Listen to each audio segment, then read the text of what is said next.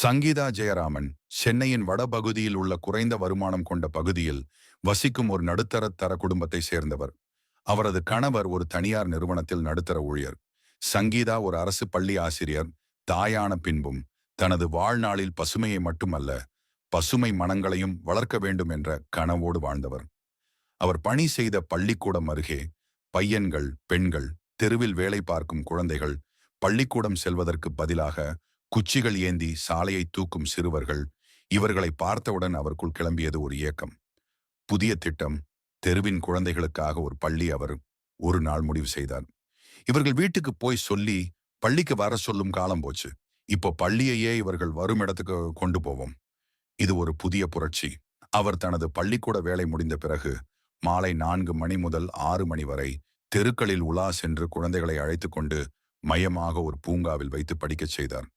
படிப்பது மட்டுமல்ல, கையெழுத்து பழக்கம், தமிழில் வாக்கியம் வாசித்தல், எண்கள் எழுதுதல், சிரித்து கற்பித்தல், குழந்தைகள் மனதில் பயத்தை அகற்றுதல். முட்டியும் முறிந்தது, தாராளமும் மலர்ந்தது. தொடக்கத்தில் பெற்றோர் எதிர்ப்பு அளித்தனர். பசங்க வேலை செஞ்சாதான் சாப்பாடு இருக்கு, படிச்சு என்ன பண்ண போறாங்க என்றனர். சங்கீதா அவர்கள் வீட்டுக்கு சென்று பேசினார். ஒவ்வொரு பெற்றோரும் ஒரு ஆசிரியை போல பேசினார். படிப்பின் முக்கியத்துவம், கல்வி வந்தால் வாழ்வில் ஏற்படும் மாற்றங்கள் ஆகியவற்றை புரிய வைத்து தன்னாலான வலியுறுத்தலால் பெற்றோர்கள் அசைந்தனர்.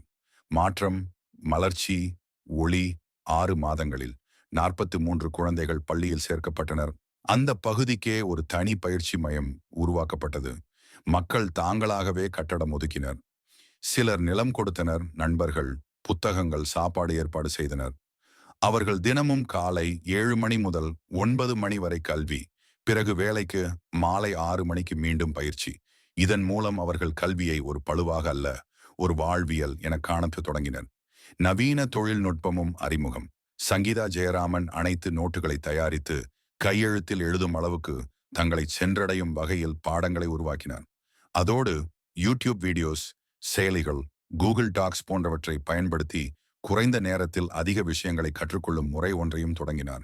அறிந்த உலகம் பாராட்டும் பார்வை இவரது பணியை முன்னிறுத்தி 2021 தேசிய மகளிர் விருது, 2020 the Hindu hero award for community education, BBC 100 women of impact பட்டியலில் இடம். தமிழ்நாடு அரசு மிகச்சிறந்த சமூக சேவை ஆசிரியர் விருது.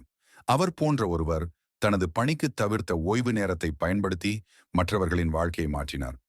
சங்கீதாவின் சொல்லாடல், ஒரு ஆசிரியையின் வேலை கற்பிப்பது மட்டுமல்ல, வாழ்க்கையை எப்படி ஒளிர வைக்கலாம் என்பதையும் சொல்வதுதான். நாங்களும் குழந்தைகளை கற்பிக்கணும் என்று சொல்வது சங்கீதாவுக்கு பெரிய வெற்றி. முடிவுரை. சங்கீதா ஜெயராமனின் கதை நமக்கு சொல்லும் உண்மை, ஒரு மனிதன் மாற்றத்தை தொடங்க முடியும், ஆனால் ஒரு பெண் மாற்றத்தை நிலைத்தவையாக மாற்றுவாள்.